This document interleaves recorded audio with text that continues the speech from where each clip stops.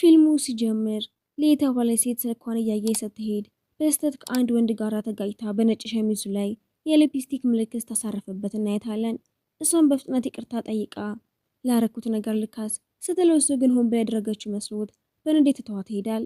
ሊ ወደ ስራዋ ቦታ ስትደርስም የቅርብ ጓደኛዋ ፉንግሊ ለ10 ዓመታት አብሯት የቆየውና በ3 ወር ውስጥም ሊያገባ የተጫጨው ፍቅረኛዋ ፋን ሌላ ሲታቅፍ የሚያሳይ ፎቶ ትልክላታለች።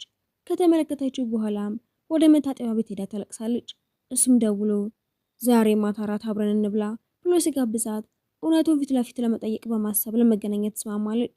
በምግብ ቤቱ ውስጥም ፎቶውን በፋን ፊት ለፊት አስቀምጣ ስታሳየው ያን ቀን ሰክሬ ስለነበረ ምንም አላስታውስም፣ እባክሽ መኝኝ ብሎ ይለምናታል። እሷ ግን በብስጭት በጠረጴዛው ላይ የነበረውን ወይንም አንስታ ፊቱ ላይ ትደፋበታለች። ከምግብ ቤቱ እንደወጣችን ብቻዋን ወደ አንድ መዝናኛ ቤት በመሄድም የቪዲዮ ጨዋታ መቆጣጠሪያ አንስታ በመጫወት የቤቱን ከፍተኛ ነጥብ ሪከርድ ታስመዘግባለች። የቤቱ ባለቤትም ሪከርዱን የሰበረው ሰው ቀደም ሲል ሪከርዱን ይዞ በነበረው ሰው ላይ አንድ ጥያቄ ማዘዝ መብት አለው ብሎ ሲነግራት ባለቤቱ ወደ ጠቁሞ አቅጣጫ ስታይ ጠዋት ላይ ተጋጨችውና ይቅርታዋ እንደ ንቀት የቆጠረባት ያንን ሰው ታየዋለች። እዛም እስከ ምሽት ተቀመጥና ቤቱን ሊዘጋ ሲልም አንድ ሰራተኛ ስልኳን አንስቶ ለቤተሰቧ ሊደውል ሲሞክር ቀመታ በብርዶ ማስቀመጫ ውስጥ ከተዋለች። የጠዋቱ ሰውም ወደ እሷ ሲመጣ የሊፕስቲክ ምልክቱን አስታውሳ ሌላ ምልክት ልስጥ ብሎ ተጠጋው ስትል እሱ ገፍትሮ ያርቃታል። የት ነው የምትኖሪው ብሎ ሲጠይቃትም ለ10 ዓመታት አብሮኝ የቆየው ፍቅረኛዬ ዛሬ ያታሎኛል ብላ ታለቅሳለች። አድራሻውን ማግኘት ስላልቻለ ሳንቲም በመወርወር ወደ ቤቱ ሊወስዳት ወይም ለፖሊስ ሊሰጣት ይወስናል። ሳንቲም ወደ ፖሊስ የሚያደላ ቢሆንም ይህ ሳንቲሙን ገልብጣ ወደ ቤት የሚሄድ አልፈልግም ብላ እሱ ላይ ትወድቃለች። በነጋታው ጠዋትም ሊ በማታውቀው ክፍል ውስጥም በራስ ምታት ትነቃና ትናንት የተፈጠረው ሙሉ በሙሉ ስለማታስታውስ ትነድዳለች። ስራ ስለረፈደባትን በፍጥነት እቃዋን ሰብስባ ወደ ቢሮ ትሄዳለች። ቢሮ ስትደርስም ሁሉም ስለ አዲሱ የድርጅት ፕሬዝዳንት እያወሩ ፕሬዝዳንቱን በቢሮዎች መካከል ሲዘዋወር በላይ ጠረጴዛ ላይ ያለውን ፎቶ አይቶት ያቆማል። አጠገቡ ያለው ሰውም ይሄ የዳይሬክተር ሊ ጠረጴዛ ነው፣ አሁን ላለው የሐሰተኛ እቃዎች ችግርም ኃላፊዋ እሷ ናት ብሎ ያስረዳል። እሷም ዘግይታ ወደ ስብሰባ ክፍል ውስጥ ገባ ደንግጣ ትቀራለች። አዲሱ ፕሬዝዳንት ጉካይ ሲሆን እሱም በባለፈው ምሽት ያለቀሰችበትና ያስቸገረችው ያው ሰው ነበር። ሰላምታ ሲሰጣትም ሊ ወደ ታች ብላ ስራዋ ላይ በማተኮር እሱ ላለማየት ትሞክራለች። ከስብሰባ በኋላ ማለቃዋ ጉካይን እንድትሸኘው ሲጠይቃትም በሊፍት ውስጥም ቆመው ጉካይ ከዚህ በፊት አንድ ቦታ ተገናኝተን አናውቅም ብሎ ሲጠይቃት እሷም ወዲያውኑ አላውቅህም ብላ ትክደዋለች። የሊፍቱ በርም ከመዘጋቱ በፊት ጉካይ የክፍሉን ክፍያ አልከፈልሽኝም ብሎ ያስታውሳታል። በዚህም እሱ ሁሉ ነገር ማስታወሱን እርግጠኛ ትሆናለች። ወደ ቢሮ እንደተመለሰችም በዊቻት ጉካይን አድ አድርጋ የክፍሉን ክፍያ ለመክፈልና ያንን ምሽት በዛው ለመተው እንደምትፈልግ ትነግረዋለች። እሱ ግን ጥያቄዋን ችላ ሲለው ጥሬ ገንዘብ ይዛ ወደ ባሩ በመሄድም ለባለቤቱ ሰጥታ እንዲያደርስላት ጠይቀዋለች። በነጋታውም ገንዘቡ ተመልሶላት ስታይ ተናዳ ትደውልና ምን ማድረግን የምትፈልገው ነገሩ በዚህ እንዲያልቅ ከፈለግሽ መተሽ እኔን አግኚኝ የሚል መልእክት ልክላትና ልታገኘው ስትሄድም ቦታው የሚያስፈራ የመጫወቻ ስፍራ መሆኑን ታያለች። ይህንን የመጫወቻ መንገድ በስኬት ከተሻገርሽው የዛ ምሽት ነገር በዚህ ያበቃል ብሎ ስምምነት ያቀርብላታል። ሊ ከፍታ የምትፈራ ቢሆንም ተስማምታ በተንጠልጣይ ድልድይ ላይ መጓዝ ትጀምራለች። በመጨረሻ መንገድም ሚዛኗን ስትስት ጉካይ ሊደግፋት እጁን ቢዘረጋም እሷ ግን እጁን ገፍትራ አትንካኝ ትለዋለች። ጨዋታው በፍጥነት ልትጨርሰው ስትሞክርም ጊዜው አልቆ መሸነፏ ይነገራል። ከጥቂት ጊዜ በኋላም ጓደኛዋ ሊንን ወደ ጭንብል ድግስ ይዛት ትሄድና የዝግጅቱ አስተናጋጅ በዘፈቀደ ሰዎችን ሲያጣምር እሷ ደግሞ ከጉካይ ጋር ትመደባለች። እጃቸው በቀይ ገመድ ታስሮ በአንድነት ትዕይንት እንዲያቀርቡ ይገደዳሉ። ትዕይንቱ እንዳለቀ እሱን ወደ ጎን ስባ ቆይ በዛ ምሽት የእውነት ምንድን የተፈጠረው? ፍቅረኛሽ መስየሽ እኔን ስታይ ነበር ገንዳ ውስጥ ተቀምጠሽ 10 ዓመት ፍቅርሽን በክደት ማብቃቱን ስታለቅሽና በሻወር ውሃ ስታበሰብሽኝ እኔ ወደ አልጋሽ ወሰድኩሽ ብሎ እውነቱን ይነግራታል። ያሰበችው መጥፎ ነገር አለመከሰቱን ስታውቅም ጉካይ ተስፋ የቆረጥሽ ይመስላል ብሎ ሲያፌዝባት እሷም እንደዛ አይደለም ምንም ቢሆን ሁለተኛ ጊዜ አይኖርም ብላ ታስጠነቅቀዋለች። ጉካይ ሳይከራከር መቀስ አንስቶ ቀይ ገመዱን በመቁረጥ አንቺ ለዚህ አይነት የፍቅር ጨዋታ አትሆኝም ብሎ ይነግራታል። ድግሱ ሲያልቅም ጓደኛዋን ለታናሽ ወንድሟ ሱኢ ሰታ ወደ ጉካይ ተመልሳ በመሄድም የክፍሉን ገንዘብ ልትከፍሎ ትሞክራለች። ችግር ስለፈጠረችበትም ይቅርታ አስጠይቀው ወደፊት ንዴትሽን ቀንሺ ብሎ ይመክራታል።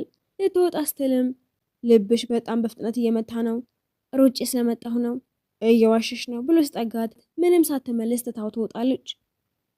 በነጋታውም ሊ በአቶ ዲንግ ቢሮ ውስጥም ጉካይን እንደገና ታገኘውና እሷ በምትመራው ፕሮጀክት ላይ ዋና ኢንቨስተር መሆኑን ትረዳለች። አቶ ዲንግም ሁለቱም አብረው እንዲሰሩና ለተዘጋጀው ፕሮጀክት ጉካይ እንደ ወንድ ሞዴል መስፈርት እንዲሆን ሲያቀርብም እሷም የእሱ ብቃት በጣም ከፍተኛ ስለሆነ ለዚህ ፕሮጀክት አይሆንም ብላ ጥያቄውን ውድቅ ታደርገዋለች። ወደ ጠረጴዛዋ ስትመለስ ፋን ደውሎ የቫይታሚን መድኃኒት እንደላከላትና እንደገና ድል እንድትሰጠው ይለምናታል። ስራ በዝቶብኛል ብላ ስልኩን ትዘጋዋለች። ለፕሮጀክቱ የሚሆን የማስታወቂያ ፕሮሞሽን ቀረጻ ሲጀመር የስኬታማውን ገጸ ባህሪ ሊጫወተው የነበረው እንግዳ በድንገት ቀጠሮን ይሰርዛል። የሚተካ ሰው በማጣታቸው ምክንያትም ረዳቷ ጉካይ ቢተካ ምርጥ ሊሆን ይችላል ብላ ስታቀርብ የመጀመሪያው ውድቅ ብታደርገውም አማራጭ በማጣቷ ደውላ ለማስታወቂያው ቀረጻ ተተኪ ሆነ ልትመጣ ትችላለህ ብላ ጠይቀዋለች። እሱም መጀመሪያ ያለችውን በማስታወስ ብቃቴ ከፍተኛ እንደሆነና ለፕሮጀክቱ እንደማልሆን ተናግረሽ አልነበረም እንዴ? አዘጋጇ ራሷ የማልሆን መሆኔን ካመነች አልመጣም ብሎ ስልኩን ይዘጋዋል። እሷም ሌሎች ሰዎችን ልትፈልግ ብትሞክርም የሚመጠን ሰው ግን ታጣና ስራው ልትተው ስትልም ሳይታሰብ ጉካይ ይመጣና በእሱ መምጣትም ቀረጻው ይቀጥላል። በሜካፕ ረፍት ወቅትም ራሷ እንድታስተካክለኝ ይፈልጋለሁ ብሎ ይጠይቅና አማራጭ በማጣቷ ከረባቱን እያስተካከለችለት በሽክሽክታ ታመሰግነዋለች። እሱም እርዳታ ክፍያ ያለው በሰከንድ ነው የምታስበው፣ ውለታ ከመደርደር መክፈሉ ይሻለኛል፣ መክፈል እችላለሁ ብላ ትስማማለች። ከቀረጻ በኋላም የምስጋና እራት ልትጋብዘው ተወስደውና ግና እንደተቀመጠው አቶ ዲንግ ደውሎ ስለ ፕሮጀክቱ ያጣድፋታል። የምግብ ቤቱ አየር ማቀዝቀዣ በመብረዱ ምክንያትም አጭር ቀሚስ የለበሰችው እሷ መንቀጥቀጥ ትጀምር። እሱ አይቶ ኮቱን አውልቆ እግሯ ላይ ይሸፍንላታል። አደገኛ ይሁንክ ሰው ነህ፣ እንዴት እንደዛ ልትይ ቻልሽ? አንተን ማሰብና መጠጋት በህይወቴ ውስጥ ያልተጠበቁ ውጣ ውረዶችን ያመጣብኛል።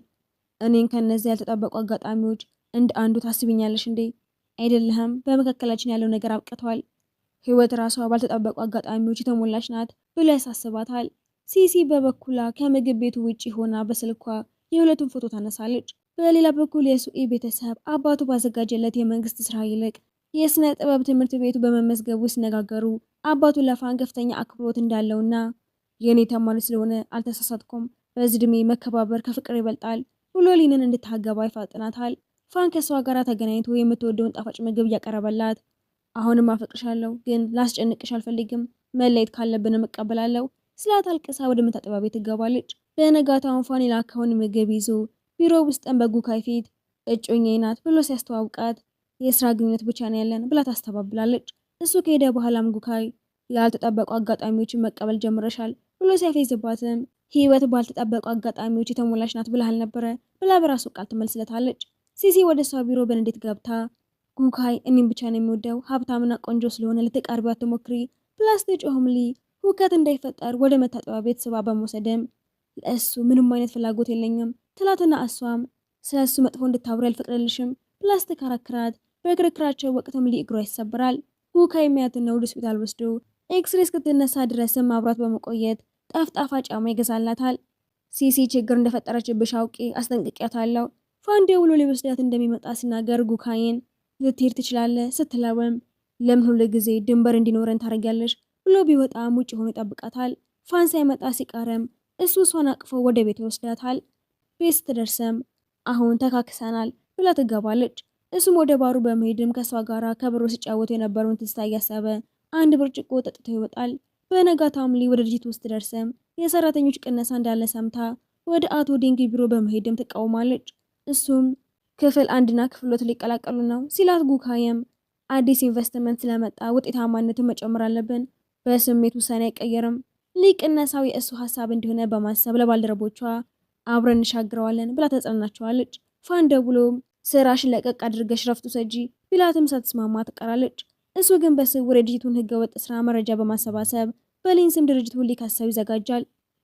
የክፍሏን የስራ አፈጻጸም ሪፖርት ይዛ ወደ ጉካይ በመሄድም 10 ደቂቃ አስጠኝና ላስረዳ፣ የእኔ መስፈርት የስራ ውጤታማነት ብቻ ነው፣ ስሜትና ውሳኔን አይቀይረውም ብሎም ቢላታል። ወደ አቶ ዲንግ በመሄድም 3 ወር ስጡኝ፣ የስራ አፈጻጸሙን በ30% ካላሳደኩት እኔ ራሴ ለቃለሁ ብላ ተስማምታ የመጨረሻ እድል ታገኛለች። በነጋታውም ሰራተኞቿ እንደማይቀነሱ ሰምታ ጉካይና አቶ ዲንግ ትናንትና ሲመካከሩ እንደነበረ ትረዳለች። እሷም ወደ እሱ ጋር ሄዳ ስለሆነው ነገር ይቅርታ ለመጠየቅና ለማመስገን እራት ልጋብዝ ስትለው ተስማምቶ እራሱ ቦታ ይመርጣል። እራት ላይ እንደተቀመጡ እሱ በድንገት አስተዋይ ሴት ሆነሽ እያለ ለምን አሁንም ተጨማሪ ኢንቨስትመንት ታደርጊበታለሽ? ይሄ የእኔ ግል ውሳኔ ነው፣ ከአስተዋይነቴ ጋር ምንም አይገናኝም ብላ ትመልስለትና እሱም በጉዳዩ ላይ ተጨማሪ ጥያቄ ሳይጠይቃት ይቀራል። ወደ ቤት ሲመለሱም እያሽከረከረች እሱ አጠገቧ አይኖቹን ጨፍነው የትራፊክ መብራት ጋር ሲቆሙ ልታየው ስትልም ከኋላ ያለው መኪና ሲጮህም ደንግጣ መንገዷን ትቀጥላለች። ጉካይም አይኖቹን ሳይከፍትም ማየት ከፈለግሽ በደንብኝ። አይ ከኋላ ያለው መኪና እያየሁ ነበር። የትኛው መኪና? ከኋላችን እኮ ምንም አይነት መኪና የለም፣ አሁን ሄዷል ብላ ታመልጣለች። በሌላ በኩል እንኳን ከፍተኛ ቁጥር ያለው የባህር ካርቤስ አስመጥቶ ለሊ ቢሮ በመላክም ለባልደረቦቿ እንድታካፍል ያደርጋል። ደንበኞቹም በጣም ተንከባካቢና ጥሩ ፍቅረኛ ነው ብሎ ሲያደንቁትም ፋን ፍቅር መያዝ ልክ እንደ ደንበኛ እያያዝ ትክክለኛ መንገድን ይፈልጋል ብሎ ይመልስላቸዋል። ወደ ቢሮ ገብታ ካርቤሱን ስታይ ወዲያውኑ ጉካይን አስታውሳ እርዳታውን ለማመስገን ትንሽ ይዛ ተከትላው ብትሄድም እሱ ግን አልፈልግም። አጠገቡ የነበረችው ሲሲም መልካምነትሽን ላልሆነ ሰው አባከንሽው ብላ ስትቀልድባት አፍራ ትመልሳለች። ከስራ በኋላም ለሊን አስቆመው ያደረገበትን ምክንያት ሊያስረዳ ሲሞክር ተናዳ እኔን ለማሳፈርና ለማዋረድ ብለህ ነው ካድከኝ ብላ ትጮህበታለች። እሱም አለመግባባቱን ለማስቆም እጇን ይዞ አቅራቢያ ወደሚገኝ እቃ ማስቀመጫ ክፍል ያስገባትና ሰዎች በስህተት እንዲረዱኝ አልፈልግም ብሎ ኮቱን አውልቆ ትከሻዋ ላይ ያደርግላታል። በመቀጠልም ካርቤሱን የማይበላበትን ምክንያት ይነግራታል። እናቴ በህይወት እያለች እሱን መስራት ትወድ ነበር፣ ከሞተች በኋላ ግን በልቼው አላውቅም። በስህተትም ተረታው እንደነበር አውቃ ወዲያውኑ ይቅርታ ጠይቀዋለች። በዛው ሰዓት እንኳን ትልቅ የግዢ ፕሮጀክት ይዞ ወደ ድርጅቱ መጥቶ በራሱ ቢተማመንም ጉካይ ግን በቦታው ላይ ውድቅ በማድረግ ተጨማሪ አስገዳይ ስምምነቶችን እንዲፈርም ያደርገዋል። ፋን በስብሰባው ላይም ቁጣውን መቆጣጠር በቅተውም የድርጅቱ አመራሮች ግን የጉካይን ሀሳብ ይደግፋሉ። ከስብሰባ በኋላም ሁለቱም ከቢሮ ሲወጡ ሊየስን ኮት አጥባ ልትሰጠው ፋንን ስታይ ምን እንደምትል ግራ ሲገባት ጉካይ በፍጥነት ገብቶ ለቀረጻው የተጠቀምንበት ኮት ነው ብላ ያድናታል። እሱን ተከትላም አመሰግናለሁ ብላ ኮቱን ትሰጠዋለች። ፋን ቢጠራጠረን በቦታው ላይ ሳይከራከር እሷን ይዘዋት ይወጣል። በመንገዱ ላይም እናቴ አንቺን ብታይ ደስ ይላታል፣ እንጋባ፣ ተጨማሪ ጊዜ ያስፈልገኛል ትለውና እሱ እንደሄደ ጉካይ በመኪናው መቶ ለምን ይሄንን ያህል ትጨነቂያለሽ ብሎ ሲጠይቃት ተጨማሪ ያለመግባባት እንዳይፈጠር በመስጋትም ፋን ፍቅረኛዋ መሆኑንና በዚህ ምክንያቱም ሌላ ችግር ውስጥ እንድትገባ እንደማትፈልግ ታስረዳዋለች። እኔን ይህንን ያህል ችግር አድርገሽ ታስቢኛለሽ? አዎ ትልቁ ችግር ነህ። እሺ ከዚህ የበለጠ ትልቅ ችግር አመጣብሻለሁ ብለሽ ታስቢያለሽ ብሎ ይጠይቃታል። ብዙ ሳይቆይ እንኳን በድርጅቱ ላይም ክስ ማቅረቡ ይሰማል። ይህንን ስትሰማ በንዴት ተሞልታ ወደ እሱ ጋር በመሄድም በእኔ ስም እንዴት ድርጅት ትከሳለህ? እኔ ልረዳሽና በድርጅቱ ላይ ብቻ ጫና ልፈጥር ብዬ ነው። ከእኔ እየራቅሽ ስለሆነ እባክሽ ከድርጅቱ ውጪ ብሎ እጇን ሲይዛትም እጇን አስለቅቃው ምክንያት ፈጥራ ትተዋለች። ለፕሮጀክቱ የተሰራው የማስታወቂያ ቪዲዮ ውጤት ሲመጣ የጉካይ ክፍል የተመልካች ተወዳጅነት በማግኘቱ ሊስራውን ለማስቀጠል ጉካይን ልታገኘው ወደ ዋና መዋኛ ገንዳ ትሄድና ሲያትም እንደገና ችግር ልትይ መጣሽ ብሎ ሲፌዝባት ስለ ስራ ብቻ ብዬን የመጣሁት ትለዋለች። ጉካይም ከኔ ጋር መስራትሽን ለማስቀጠል ምን ለማድረግ ፈቃደኛ ነሽ ብሎ ሲጠጋት ወደ ኋላ ስትሸሸው ሳታስበው ወደ ገንዳ ውስጥ ትወድቃለች። እሱም ወዲያውኑ ዘሎ በመግባት ሲያወጣትም ይሄ ፕሮጀክት ለእኔ በጣም አስፈላጊ ነው፣ ከረዳኸኝ በራሴ መንገድ ውለታህን እመልሳለሁ ብላ ትነግረዋለች። እሱ ግን ውሳኔውን ሳይነግራት ይቀራል። በሌላ በኩል ጓደኛዋ ከአንድ ሰው ጋር ለመተዋወቅ ወደ ቀጠሮ ውስጥ ሄደም ሰውየው የተፋታች መሆኗን አንስቶ እጇ ሊይዛት ሲሞክር አቅራቢያው የነበረው ሱኢ መቶ በጥፊ መትቷል። በዚህም ሱኢ ደብቆት የነበረውን ስሜትም ይገልጽላታል። በዛው ምሽትም ላይ በቢሮ ውስጥ ማምሽታ የማስታወቂያ ስራ ስታጣራ መብራቱ በድንገት ይጠፋና በጨለማው ስትራመድ እግሯን ይጎዳታል። ፋን ደውሎላት እያለም ስልኳ ይዘጋል። በዚህ መሃልም ጉካይ የእጅ ባትሪ ይዞ ይመጣና የማስታወቂያው ስራ ከተበላሸ እኔም እጎዳለሁ ብሎ ካስረዳቱ በኋላ የተጎዳ እግሯን አሽቶ ደግፎ ከህንፃ ይወጣታል። ፋን የሷ ስልክ በመዝጋቱ ተጨንቆ ሊያገኛት ሲመጣ ሁለቱ አብረው ሲወጡ ያቸውና በዚህ ሰዓት ምን እየሰራችሁ ነው ብሎ ሲጠይቅ አቶ ጉካይ የማስታወቂያውን ስራ ልክ መሆኑ ሊያረጋግጥ ነው የመጣው ብላ ታስረዳለች። እሱም በንግግር ውስጥም ንዴቱን ደብቀው በጨለማ ውስጥ ስለምትፈራ አብራት በመሆን ጥሩ ነው፣ በመብራት መቋረጥ እንኳን ስራን ሳታስተጓጉል በመምጣት አደንቅሃለሁ። ጉካይም በጸጥታ ራሱን በመነቅነቅ መልስ ይሰጠዋል። ወደ ቤት ሲመለሱ መኪና ውስጥም ፋን ከጉካይ ጋር የስራ ግንኙነት ብቻ እንዳላችሁ ብረዳም ወደ እሷ በስተሽ እንድትጠጊ ግን አልፈልግም ብሎ በቀጥታ ይነግራታል። ይህም ራሷን በመነቅነቅ እንደተረዳችሁ ትገልጻለች። ከጥቂት ጊዜ በኋላ ፋን መረጃዎችን የአንቺ ቤት ረሳሁኝ የሚል ምክንያት ፈጥሮ አብረው ራት እንዲበሉ ይጋብዛታል። ሊ ወደ ምስል ቤት ውስጥ ደርስም ጉካይና ቶሉ በቦታው ተገኝተው ታያቸዋለች። እራቱ እንደተጀመረ እሱ በጉካይ ፊት ለፊት ለእሷ ያለውን ፍቅር አብስቶ ለማሳየት ሲሞክር ምግብ ሲያቀርብላት ስናፍጭ ያበዛበትን ምግብን በሳህኗ ውስጥ ያደርገላታል። ሊ ጉርሱን ስታየውም ለመብላት አመንትታ ስትቆምም ፋንም ልብ አላላትም ነበር። ከዛም እሱ ሆን ብሎ ጉካይንም የትኛዋን አይነት ሴት ትወዳለህ ብሎ ሲጠይቀው ጉካይ ወደ እሷ ዞር ብሎ ሰናፍጭ የማትወደን ሴት ብሎ ይመልስለታል። እሷን በድንጋጤ ዝም ብላ ብትቀርም በሳውና ውስጥ ያለውን ምግብ ትበለዋለች። በምግቡ መካከልም እሷና ጉካይ በመታጠቢያ ቤቱ አቅራቢያ ይገናኛሉ። እሱ ስለ ሰናፍጩ በማንሳትም ፋን ይሄንን ያህል ዓመት አብሮሽ ኖሮ ሰናፍጭ እንደማትበይ እንኳን አያውቅም ሲላት ወሬውን ለማስቀየስ ጠጥተሃል እንዴ ብላ ትመልስታለች። ሁለቱም በፍጥነት ወደ ክርክር ይገባሉ። እሱም ፋን ይሄንን እራት ሆን ብሎ እንዳዘጋጀው እያወቅሽ ለምን ሁልጊዜ ራስሽን እየጎዳሽ ሁሉንም ነገር ትቀበያለሽ? ይሄ የኔ ግል ጉዳይ ነው። ከእሱ ጋር ወደ ቀደመው ማንነታችሁ መመለስ የምትችሉ ይመስልሻል? ብሎ ሲጠይቃትም የፋን ድምፅን ሰምተው እየመጣ እንደሆነ ሲያውቁ ጉካይ ወዲያውኑ እሷን ወደ አቅራቢያው ክፍል ስበው በማስገባት በሩን ይዘጋዋል። ውስጥ ላይም ሁለቱ ተቀራርበው ሲቆሙ አይኖቿ በእንባ እንደተሞሉ ያያል። ወደ ቤት ሲመለሱ ፋን በመታጠቢያ ቤቱ ጉካይን አይተሸዋል? አይ አላየሁትም። ብዙ ሳይቆየም በሁለቱ ወንዶች መካከል ያለው የስራ ግጭት የበለጠ ይጨምራል። በዲዲኤስ የግዢ ስብሰባ ላይም ጉካይ የፋንን ሀሳብ ውድቅ በማድረግ በመስራቹ ላይ ባለው ችግር ምክንያት የድርጅታችሁን ዋጋ እንደገና መገምገም አለብን ብሎ ሀሳብ ያቀርባል። አቶ ሉይ እሱን ሀሳብ ሲደግፉ ፋን ግን ይበሳጫል። በኋላም ፋን ለሊ ቢሮ ቡናና ጣፋጭ ቢልክላትም እሷ ግን ደስ ሳይላት ይቀራል። በፕሮጀክቱም የቀጥታ ስርጭት ወቅትም ሌላ ቡድኖቿ ሰራተኞችም ከጉካይ ጋር መስራት በጣም ከባድ ነው ብላ ስታስጠነቅቃቸው ጉካይ በበሩ አቅራቢያ ሆኖ ያዳምጣል። የቀጥታ ስርጭቱም የብዙዎችን ትኩረት ያገኛል። በኋላም ሊ እንደ ጉካይ ካሉ ሰዎች መረቅ ይሻላል ብላ የተናገረችውን ለጉካይ ደርሰዋል። እሱም ነገሩን ሲያነሳባት ቀልድ እኮ ነው ብላ ትሸፋፍነዋለች። ፋንም ስለ ቀጥታ ስርጭቱ ሰምቶ እሷ ከጉካይ ጋር እንድትርቅ እንደገና ያስጠነቅቃታል። እሷ ግን ምንም ሳይመስላት ይቀራል። ብዙ ሳይቆየም ፕሮጀክቱ ችግር ውስጥ ይወድቅና አቶ ዲንግ የማስታወቂያ ቦታዎችን በሙሉ ገዝተው የነበረ ቢሆንም የማተሚያ ፋብሪካዎቹ በጥቆማ ምክንያትም ለምርመራ ሲዘጋ እሷ በአስቸኳይ ሌላ ፋብሪካ ለመፈለግ ትገደዳለች። በወንድሟ ሱኢ በኩልም ፋብሪካ አግኝታ ስትጣደፍ ከጉካይ ጋር ትጋጭና በእጇ የነበሩ ሰነዶች በሙሉ ይበተናሉ። ሰነዶቹን ሲያነሱትም እጃቸው ሲነካካ ጉካይ ተጨንቃ ስላያትም አትጨነቂ ብሏት ይሄዳል።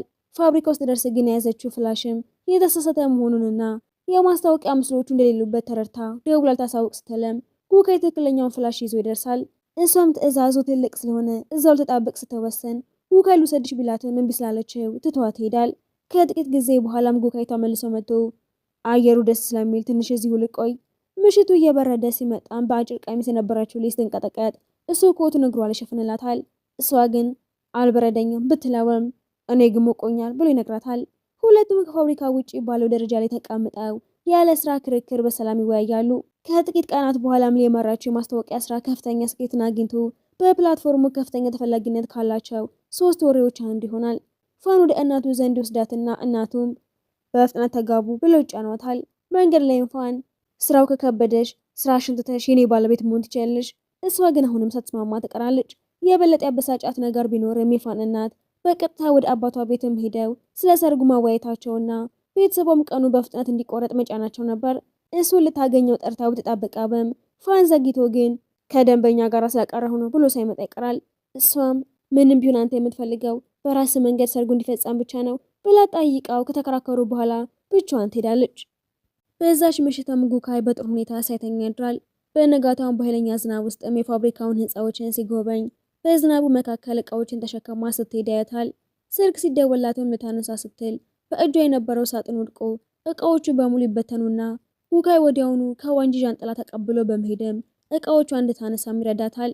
አብረው ጥቂት ከተጓዙ በኋላም እሱ በድንገት እሷን ከኔ ጋር ያዘጋጀሽውን ድንበር እንድጠብቅ በመስማማት የተጸጸቻለሁ። እኔ ግን ምንም አልተበደልኩም። ወደ ቢሮ ስትሄድም ጥቁሩ ዣንጥላ አሁንም እዛው እንደተቀመጠ ታይና ዣንጥላውን አስቀምጣ ወደ ስራዋ ስትመለስ አቶ ዲንግ የመጣችበትን መረጃ ሊጠይቋት ይመጣሉ። በዛው ሰዓትም የቢሮ ባልደረቦቿ ጉካይና ቶሉ ወደ ጂቱ ሲመለሱ መኪናቸው አደጋ አጋጥሞታል ብለው ሲያወሩ ትሰማለች። እሷም የነሱ መጎዳት ስትሰማ ወዲያውኑ ከአቶ ዲንግ ፍቃድ ጠይቃ እየደወለችለት ወደ ቦታው ትሮጣለች። እሱ ግን ስልኩን ሳያነሳላት የቀረና አደጋ ወደ ተከሰተበት ቦታ ስትደርስም የመኪናው መገልበጥና መደቆስ እንዲሁም የፖሊስ ገመዱ መታሰሩን ታያለች። ወደ ውስጥ ልትገባ ስትልም ፖሊስ ሲከለክላት በጭንቀት መፈለጓን ትቀጥላለች። በመጨረሻም ደውሎላት መኪናው አደጋ እንደደረሰበት የተጎዳው ቶሉ ስለሆነ በአምቡላንስ ተወስዷል። ለምን ስልክን አላነሳህልኝም? ቻርጀር አልቆብኝ ነበር። አሁን የት ነሽ? ወደ ቤት እየሄድኩ ነው ብትለውም የአምቡላንሱ ድምፅ ግን በስልኩ በመሰማቱ ቦታዋ ይታወቃል። ልትመለስ ስትልም እሱ ከኋላ የመጣና የተስማሙበትን ድንበር በመጣሰም አቅፎ ይዛታል። ከዚህ በኋላ ትሽሺ አብሬሽ ነኝ፣ ትንሽ ቆይታም መሄድ አለብኝ ስትለውም ሳይከለክላት ጃንጥላውን ይሰጣታል። ወደ ጓደኛዋ ቤት ስትሄድም ፋን ደጋግሞ ይደውላታል። እሷም የ10 ዓመት ግንኙነት ስለሆነ ከመለያየታችን በፊት አንድ ጊዜ ፊት ለፊት ተቀምጠን ማውራት አለብን። የእሱ ማታለል እንደ ምክንያት ተነሳ እንጂ በመካከላቸው ያለው ችግር አስቀድሞ እኮ የነበረ ነው ብላ ታስታውሳታለች። በነጋታው ፋን ወደ እሷ ቢሮ መጥቶ ከዚህ በኋላ ይህንን ያህል ጊዜ አትጥፊ፣ ስለ ግንኙነታችን እንደገና ማሰብ አለብን። በዛው ምሽትም ሁለቱም ለመነጋገር ሲቀመጡ ያለፈውን ነገር ማንሳት አያስፈልገንም፣ በመጨረሻ ከተጋባን ከሌሎች ሴቶች ጋር ያሳለፍከው ነገር ሁሉ ምንም አይመስልህም ብላ አስጠይቀው ፋንን በበኩሉ እሷ ከጉባኤ ጋር በማተሚያ ፋብሪካ ያሳለፈችውን ምሽት በማንሳት በመካከላችሁ አንድ ነገር ተፈጥሯል ብሎ ይጠረጥራታል። እሷም በጭራሽ አታምነኝም ማለት ነው። አንድ ነገር ተፈጥሮ እንኳን ቢሆን አሁን ተካክሰናል። እኛ እኮ ለጋብቻ የምንሆን አጋሮች ነን። እድሜሽ ደግሞ 30 ደርሷል። 10 ዓመት አብረን አሳልፈናል። እኔም ብትተይ ከኔ የተሻለ አማራጭ አታገኝም ብሎ ሲናገራት ሊ በንዴትም እንላይ ብላ ተነስታ ትሄዳለች። እሷም የ10 ዓመታት ትዝታውን እያሰበች ብቻዋን በመንገድ ላይ ስትራመድ የፍቅራቸው ምልክት የነበረውን ማስታወሻ አውልቃ ትጥለዋለች። በነጋታውን ቢሮ ስትደርስም ለጓደኛዋ ከፋን ጋር ተለያይተናል ብላ ስትነግራት እሷም ውሳኔዋን ትደግፈዋለች። ጉካ የሁለቱን ንግግር ሰምቶ ስለነበረ በፊቱ ላይ ደስታ ይታያል። ወደ ቢሮ እንደተመለሰም ወዲያውኑ ጓደኛዋን ጠርቶ ስለ ሊ ሁኔታ ልትነግሪኝ ትችያለሽ ብሎ ይጠይቃታል። እሷም ሊ ሙሉ በሙሉ ግንኙነቱን ማቋረጧንና ወደፊትም ለመራመድ መወሰኗን ትነግረዋለች። እሱም በውስጡ የነበረው ተስፋ የበለጠ ጨምሮ ለሊ ያለው እውነተኛ ስሜትን በግልጽ ለማሳየትና ከጎኗ ለመቆም ይወስናል። በኋላ ላይ ይሄንን ለሊ ስትነግራት ሊ በጉካይ ሀሳብነት ደንግጣ ትደስታለች። የምሳቅ አዘጋጅታም ጉካይ ልታገኘው ስትወጣ በመንገድ ላይ ፋን ያጋጥማታል። እጇን ይዞም ስለሆነው ነገር ሁሉ ይቅርታ አድርጊልኝ ብሎ ስለምናት እጁን አስለቅቃው በመካከላችን ያለው ነገር አብቅቷል ብላ ትጣለዋለች። ጉካይ ወደ ታች ወርዶ ይሄንን እያየ በሊ እጅ ላይ ያለውን የምሳ ዕቃ ከተመለከተ በኋላ ተመልሶ ወደ ሊፍቱ ይገባል። ሊ ተከትላ በመግባትም ይህንን ምሳ ዕቃ ከበላህ ደስ ይለኛል ብላ ልትሰጠው ስትለም ጉካይ በስተት የሌላ ሰው መስሎት አልፈልግም ብሎም ቢላል። እሷም የምሳ ዕቃውን ለዋንጂ ስትሰጠም የበለጠ ተበሳጭቶ ሁል ጊዜ እንደዚህ ውሳኔ ለማስተላለፍ መቀላወጥ አይሰለችህም ብሎ ሲጠይቃትም አንተስ ቀኑን ሙሉ ባህሪን መለዋወጥ አይሰለችህም? እሱም ተመልሶ ዋንጂን በመጥራትም ነገ የሚረከቡት ሰነዶች ዛሬ በፍጥነት እንዲጠናቀቁ አድርግ ብሎ ትዕዛዝ ይሰጣል። ከስራ ሰዓት በኋላም ጉካይ በሊ ጠረጴዛ አቅራቢያ ሲያልፈም በደስታ ፈገግ ስትል አይቶ እሱም ፈገግታ ያሳያል። በኋላም ጉካይ ቀደም ሲል ያነሳውን ኢንቨስትመንት ተመላሽ በማስታወስም አብረሽኝ እንድትቆይ ይፈልጋለሁ ብሎ ሊንን በቀጥታ ወደ መዝናኛ ፓርክ ይወስዳታል። በተንጠልጣይ ባቡር ላይ ያሉም ሊ በፍርሃት ስትጮህም እሱ የእሷን ስሜት አይቶ መሳቁን ማቆም ያቅተዋል። ከዛም ሁለቱም ወንበር ላይ ተቀምጠው ሲወያዩ እሷም አንዳንድ ጊዜ ጠንካራ ብትሆንም ቀደም ሲል ያልካቸው ነገሮች ግን ሙሉ በሙሉ ስህተት አልነበሩም። ትክክል ነው ብለሽ ያመንሽበትን ውሳኔ ካስተላለፍሽ በኋላ በመጎዳትሽ ምክንያት ራስሽ ልትወቅሽ አይገባም። ካልከው ነገር በጣም በጥቂቱ ነው የምስማማው ብላ ፈገግ ትላለች። በመቀጠልም ሊ እሱን ወደ ፈረስ ማዞሪያው ይዛው በመሄድም እሱም ሲመለከታት ከሌላው ቀን ይልቅ ደስተኛም ይሆናል። ሊም ስለ እድሜያቸው እየቀለደች ሁለታችንም ህፃናት አይደለንም፣ እንደዚህ አይነት አስፈሪ ጨዋታዎች ለልባችን ጥሩ አይደሉም እና ለእኛ እድሜ የሚሆነው ጨዋታ የፈረስ ማዞሪያ ነው። ታዲያ ምን አለበት? ከጥቂት ቀናት በኋላም ቤተሰቦቿ ለሰርግ የሚያደርጉባትን ጫና ለማምለጥም አዲስ ያከራየችው አፓርታማ ውስጥ ትገባለች። በመጀመሪያው ምሽትም ከጓደኞቿ ጋር ባደረገችው ጨዋታና በደጅ በተከመሩት እቃዎቿ ምክንያትም ጎረቤቷ ቅሬታ ያቀርባል። እሷም እቃዎቹን ልታጸዳ ስትወጣ የጎረቤቷ በር ተከፍቶ ቅሬታ ሲያቀርብ የነበረውም ጎረቤቷ ጉካይ መሆኑን ስታይ ደንግጣ ትቀራለች። በነጋታውም ዘግይታ ልትወጣ በትሞክርም በሊፍቱ አካባቢ ታገኘዋለች። በኋላም ከጓደኛዋ ጋራ ወደ መዋኛ ገንዳ ስትሄድም እሱን እዛ ታገኘዋለች። አንድ እንግዳ ወንድም ለሊ የፍቅር ጥያቄ ሊጠይቃት ሲሞክር ጉካይ ወዲያውኑ ወስዶ የርቃትና ሁለቱ እንደገና በግል ህይወትና በስራ መካከል ስላለው ድንበር ይከራከራሉ። በነጋታውም ሊ ወደ ስራ ቦታዋ ስትደርስም የቀድሞ ፍቅረኛ ፋንን በአዲስ መኪና መጥቶ ይከልላትና የመኪናውን ቁልፍ እያቀበላት ይሄ ለሰርጋችን የተዘጋጀ ስጦታ ነበር ውሰጂው ብሎ ሲላምናት እምቢ ብላ ሳትቀበለው ትቀራለች። እሱም በመኪናው የሰሌዳ ቁጥር ላይም የሁለታቸውን ስም የመጀመሪያ ፊደላትን ማድረጉን እያሳያት ችግሮቻችን በሙሉ ሊፈቱ ይችላሉ፣ ሌላ ሰው ልትፈልግ አይገባም፣ ልባችን ከእንግዲህ በዚህ ግንኙነት ውስጥ የለም፣ በግድ ማስኬድም የጊዜ ብክነት ነው ብላ ብታስረዳውም እሱ ግን ሊቀበለው ስለማይፈልግ ወደፊት ተጠግቶ እጇን ይዞ ማኑ እንደዚህ እንድትይ የሚያደርግሽ ብሎ ሲጮህባት ይሄ የራሴ ውሳኔ ነው፣ ማንም ሊቀይረው አይችልም ብላ ተመልስለታለች። ሁለቱ ሲጣሉ ጉካይ ከህንፃ ወጥቶ ያያቸውና ወደ ፋን ተጠግቶ ለምን ሰው የማትፈልገውን ነገር በግድ እንድትቀበል ታስገዳታለህ? ለ10 ዓመታት አብረን የቆየን በመሆናችን በአንድ ቀን ልንለያይ አንችልም። እንደ ሻንጋይ የህግ አማካሪነት መጠን ለባህሪ ጥንቃቄ ማድረግ አለብህ። የሻንጋይን ንግድ ልትጎዳ ይገባሃል ብሎ ያስጠነቅቀዋል። እሷም ወደ ቢሮ ከተመለሰች በኋላ ታናሽ ወንድሟ ሱኢ ደውሎ አባታችን ዛሬ ማታ አብረን እንድንበላ ይፈልጋል፣ ባትመጪ ቁጣውን በሙሉ እኔ ላይ ነው የሚያወርደው ብሎ ስለምናት ለመሄድ ትስማማለች። ምሽት ላይም ቤት ስትደርስም አባቷ እንደገና ለሰርግ ሊጫኗትና የቀደመ ፍቅረኛዋ ፋንን እዛው ይዘውት እንደመጡም ታያለች። አባቷም ፋን ምክንያታዊና ለኛ የሚሆን ሰው ነው፣ በመካከላችሁ ያሉትን አለመግባባቶች ቢፈቱ እንደገና ተጋብታችሁ መኖር ትችላላችሁ ብሎ ሲያሳምኗት ሊም በይፋ ተለያይተናል፣ 10 ዓመታት አብረን ብንቆይም አሁን መለያየትን እንጂ ተጋብተን በኋላ መፈታትን አልመርጥም ብላ ትመልሳለች። አባቷ በቁጣ ተሞልተው ቀደም ሲል የተማረችበትን ትምህርትና የያዘችውን ስራ በማንሳትም ሁል ጊዜ የኔን እቅድ አትቀበይም ብሎ ሲወቅሷትም ለአይኖቿ በእንባ ተሞልተው ከህፃነቴ ጀምሮ ከሌሎች ጋር ታወዳድረኝ ነበር፣ በፒያኖ ሌላ ሰው አንደኛ ወጥቶ እኔ ሁለተኛ መውጣት አልነበረብኝም፣ የአንተን ተማሪ እንዳገባ የምትፈልገውም ለራስ ኩራት ነው። ብቻዋን በኃይለኛ ዝናብ ወጥታ እየሄደችም በዛ ሰዓት ጉካይ ዣንጥላ ይዞ በመምጣት ችግሩን መናገር ትችያለሽ ወይስ የግል ጉዳይ ነው ብሎ ሲጠይቃት ማልቀስ ጀምርና ሶፍት ይሰጣታል።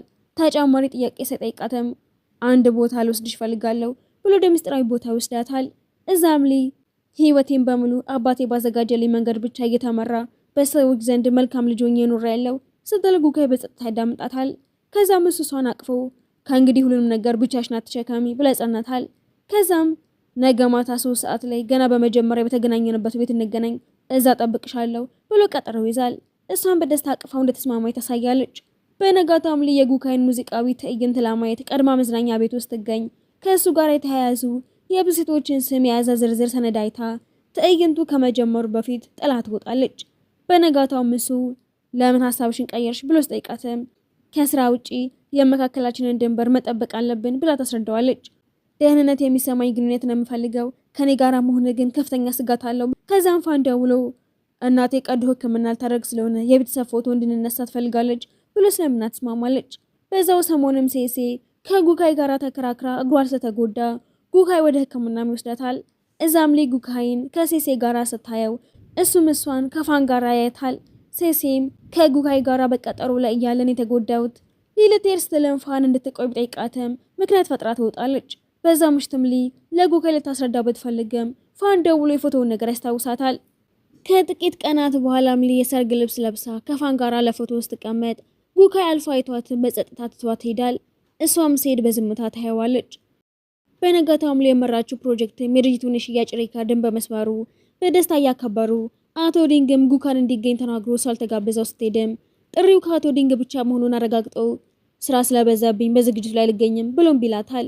ስለ ፎቶ ልታስረዳ ስትልም የፋን የድምጽ መልእክት በስልኳ ላይ ሲከፈትም ጉካይ እንደገና ከጮኛሽ ጋር የተነሳሽ ፎቶ በትዕዛዝ እንደሆነ ልትነግርኝ ነው ብሎ ይፈዝባታል። እሷም ሞታ ለጓደኛዋ ስለ ጉካይ ክፋትና ሰው አለመስማቱን በስልክ ስታማ ሊፍቱ ጋር ደርሳ ጉካይ ንግግሯን በሙሉ እንደሰማው ታውቃለች። ጉካይ የምትናገረችውን ቃል ደግሞ እኔ ጨካኝ ነኝ ሲላትም አይ ቀልዴን ነበር ብላ ታስረዳዋለች። በዝግጅቱ ቀንም ጓደኛዋ ለሊ ትከሻዋን የሚያሳይ አጭር ቀሚስ ትልክላታለች። እሷም ቀሚሱ በጣም ዘመናዊና ክፍት ሆኖ ስላገኘችው ለመልበስ አመንትታ ቢሆንም ታረገውና ወደ ውጭ መውጣት ፈርታ በረንዳው ላይ ቆማ ፎቶ ስትነሳ የለበሰችው የራስ ጌጥም ወደታች ወድቅባታል። ልታነሳው ስትወጣም የጎረቤት በር ተከፍቶ ጉካይ ይመጣና እሷም በቡድን ግንባታ በዓሉ ላይ አልገኝም ብለህ ነበር፣ አሁን እዚህ ምን ታረጋለህ ብላ አስጠይቀውም ስለ ስራው የበለጠ ለማወቅ ነው የመጣሁት፣ ድርጅትህ እንደዚህ አይነት ኢንቨስትመንትን አድርጎ አያውቅም እያለችው የጓደኛው የድምጽ መልእክትን በስልኳ ላይ ተካፍቶ ቀሚሱን አድርገሽ በበዓሉ ላይ ራስሽን አሳምረሽ አሳይ ሲል ይሰማል።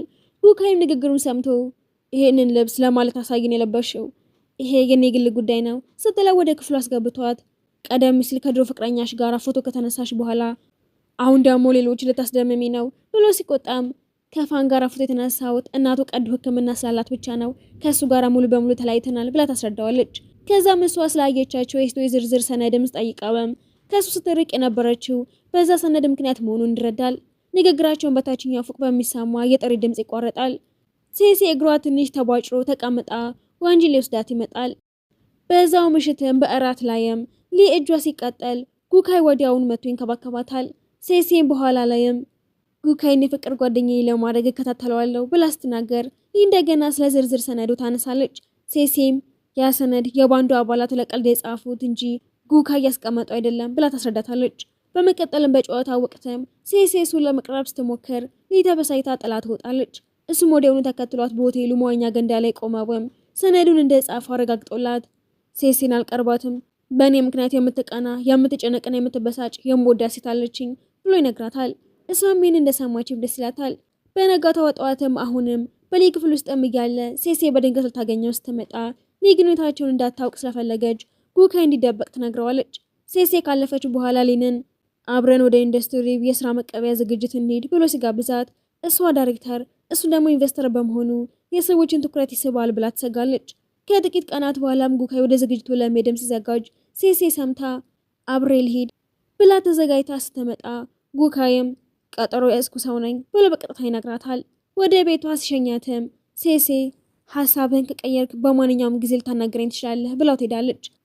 እሷ እንደሄደችም ሊ በአስቸኳይ የስራ ምክንያት ፈጥራ ልትሄድ ስትልም ሲያስቆማት ከኔ ጋር የፍቅር ግንኙነት መጀመር ከተረጋገጠ በኋላ በድንገት ፍርሃት ተሰምቶኛል ብላ የነገረችው በዛው ሰዓትም ጓደኛዋ በአስቸኳይ ልታገኛት እንደምትፈልግ የሚገልጽ መልእክት ልክላታለች። እሷም የቀረበላትን እድል ተጠቅማ በፍጥነት ትወጣለች። በነጋታው ጠዋትም ሊ ወደ ቤቷ ስትመለስ ጉካይ በሯ ላይ ቆሞ ጠብቃት ታገኘውና አንተን ለማታለል ፈልጌ አይደለም፣ የስራ ግንኙነታችን ችግር ውስጥ በመሆኑ ጥንቃቄ ማድረግ እፈልጋለሁ። ግንኙነታችን በይፋ ከታወቀ ነገሩ እንዳይበላሽ እፈራለሁ። በእኔ ወይስ በራስሽ ላይ ነው እምነት ያጣሽው? የሌሎችን ሀሳብ ታዩ። እኔ እንደነሱ አይደለሁም። ጊዜ የሚያስፈልግሽ ከሆነ ቢያንስ ገደብ አስቀምጭልኝ። 3 ወር ይበቃኛል። እስከዛ ለመላመድ እሞክራለሁ። ግንኙነታችን ሚስጥር ሆኖ የሚቆየው ለእኔ የሚሆን ካሳ የምትካፍልኝ ከሆነ ነው ስላት ወዲያውኑ ውድቅ ታደርገዋለች። ጉካይ አስቀድሞ የዘጋጀላትን ቀሚስ ያወጣላትና ቀሚሱን ለብሳም ያምርብኛል ብላ አስጠይቀው ሆን ብሎም መካከለኛ ነው ካላት በኋላ ስታስጨንቀው በቃ ጥሩ ነው። ሴሴ ወደ እሷ መታ ስትጮህም ሊ በቀጥታ እኔና ጉካይ ፍቅረኛሞች ነን ብላ ታምናለች። ሴሴም ጉካይ እንድትከታተልልኝ ተስማምተሽ ፍቅረኛ ሆንሽ፣ ስሜትሽን ብረዳውም እንደዛ ለማድረግ የተስማማውበት ጊዜ የለም ብላ ታስረዳታለች። ሴሴም ጉካይ ለእኔ ሁልጊዜም ታጋሽ ነው፣ ችግሮችን ይፈታልኛል፣ የእንክብካቤ የኔ ብቻ ነው። እሱ እኮ በዙሪያው ያሉትን ሰዎች ሁሉ ይንከባከባል። ያ ማለት ግን የእንክብካቤ ለአንቺ ብቻ የተሰጠ ነው ማለት አይደለም ትላትና ሴሴ በንዴት ትሄዳለች። በምሳ ሰዓትም ጉካይ አቅፋት ያስተኛትና ስለ ደካማት እንድታርፍ ይነግራታል። በነጋታውም ሊ ለሱ ምግብ ልትሰራ ሞክራ ሳልተሳካላት ከውጭ የታዘዘ ምግብ አስመጥታ በእሳት ላይ በማስቀመጥ ታዘጋጃለች። በዚህ መሀልም ጉካይ ታዩን በተባለው የባዮቲክ መረጃ ላይም ችግር እንዳለበት ደርሶበትም የህግ ክፍሉ ሰነዶቹ እንዲያስቆመም ያደርጋል። መረጃውን ፋን ጉካይን ከሻንጋይ ለማስወጣት ያዘጋጀው ወጥመድ ሲሆን በዛ ውስጥ ያለ የውስጥ ሰበም ፋንን በመጠቀም ጉካይን ለመጉዳት እንዳቀደም ይረዳል። ወደ ቤት ሲሄድም የሊ ምግብ ከውጭ የታዘዘ መሆኑን በፍጥነት ይረዳል። በዛው ሰዓትም ሱኢ መቶ እህቱና ጉካይ ልዩ ግንኙነት እንዳላቸውም ይጠረጥራል። ከጥቂት ቀናት በኋላም የስራ መቀበያ ዝግጅቱ ሲቃረብ ጉካይ አስቀድሞ ልብስ አዘጋጅቶ ሊንን አብረው ለመሄድም እየጠበቃት ልትወጣ ስትለም ፋን በድንገት ደውሎ የእናቴ ሁኔታ ስለተባባሰ በአስቸኳይ ወደ ሕክምና ቦታ ነይ ይላትና ወዲያውኑ ወደ ሕክምና ቦታው ትሮጣለች። ጉካይ በዝግጅቱ ቦታም ለረጅም ጊዜ ሲጠብቃት ከቆየ በኋላ ሊደውላ የፋን እናት የአስቸኳይ ቀዶ ሕክምና የተደረገላት ስለሆነ በዝግጅቱ ላይ መገኘት አልችልም ብላ ስትነግረው እሱ ምንም ቅሬታ ሳያሳይ ነገሩን ይረዳታል። በዚህ ማለም ሴሴ ዘነጣ በመምጣትም የማትችለውን ፕሮጀክት እንድታገኝ ይረዳሃለሁ፣ የአንተ አጋር ልሁን ብላ ስታቀርብለት ጉካይ ወዲያውኑ ውድቅ በማድረግ በራሷ ብቃት የምትተማመን እንጂ በሰው ላይ የምትደገፍ አይደለችም። ቆይኔ ከሷ በምንለያለው ከሰው የሚያንስ ነገር የለሽም፣ ነገር ግን አንቺ ሊን አይደለሽም ብሎ ትሄዳል። በህክምና ቦታውም ከቀዶ ህክምና ክፍሉ ውጪ ፋን ተጨንቆ የሷን እጅ ይዞ ሁልጊዜም ከጎን እንድትቆይ ይፈልጋለሁ እያላት ጉካይ እዛ ይደርስና አይቷቸው ያመጣው ምግብም ለነርሷ ሰጥቷት ምንም ሳይናገር ሄዳል። ፋንም በህክምና ቦታው ሊቀርባት ቢሞክርም ግንኙነታቸው ማብቃቱን ትነግረዋለች። ከጉካይ ጋራም በባህር ዳርቻ አብሮ ጊዜን ያሳልፋሉ። ጉካይም በስራው የታይኩንን የሐሰት ማስረጃ የማጣራት ስራውን ሲቀጥል የድሮ ፍቅረኛው መታ ልትቀርበው ብትሞክርም ጉካይም የኛ ጊዜ አልፏል፣ አሁን ከኔ ጋር ያለችው ሊናት በማለት ስራ ላይ ብቻ እንዲያተኩር ያደርጋል። እንዳመማት ስታስመስልም ሊ በቦታው ገብታ ታጋልጣታለች። ጉካይም ለሊን ያለውን ታማኝነት ያረጋግጥላታል። የሊ ወንድምና ጉካይ መግባባት ላይ ይደርሳሉ። ሊ የድሮ ፍቅረኛው ጣልቃ ልትገባ ስትልም ጉካይን በቆራጥነት ደግፈዋለች። ፋንም የጉካይን የቤተሰብ ታሪክ ለሊን አባት በመንገድም ግንኙነታቸውን ለማበላሸት ቢሞክርም አባቷ የፋንን ማታለል ይነቁበታል። በኋላም እሱ ከአባቷ ጋር ልጃቸውን በጥሩ ሁኔታ ለመንከባከብ ቃል ይገባል። ቤተሰቡም ይቀበሉታል። በኋላ ላይ በጉካይ ላይ የሚያሰት የገንዘብ ዝውውር ክስም ቀርቦ ድርጅቱ ችግር ውስጥ ይወድቃል። ሊን ቤት ውስጥ የጋብቻ ጥያቄ ብታቀርብለትም ጉካይ ግን እሷን ከችግሩ ለመጠበቅ ስለም አልፈልግም ብሎ ውድቅ ያድርገዋል። የድርጅቱን ችግር ለመፍታትም ወደ ውጭ ሀገር ሊሄድ ነው የሚል የተሳሳተ ወሬ በመስማቷ ሊን ተስፋ ቆርጣ ልትርቀው ስትልም ጉካይ ተከትሏት በመሄድ ነገሩን ያብራራላታል። ሌላ መፍትሄ ማግኘቱንም ይነግራታል። በመጨረሻም ጉካይ ጓደኞቹን ሰብስቦ በሊፊትን በጉልበቱ ተንበርክኮ የጋብቻ ጥያቄ ያቀርብላታል። እሷን በደስታ አዎ ብላ በመቀበሏ ፊልሙ በደስታ ይጠናቀቃል።